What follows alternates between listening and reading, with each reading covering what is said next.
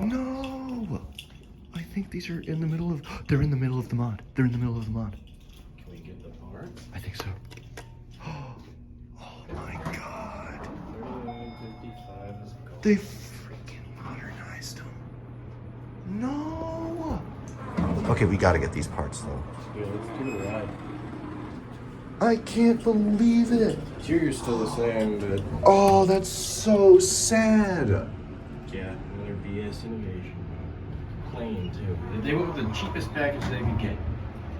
That's a 3D sensor though. Yeah, right over the indicator.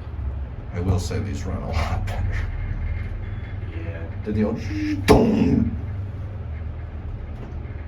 I bet the motors are replaced. I bet. I don't know. Definitely new controllers. They might have left the motors though.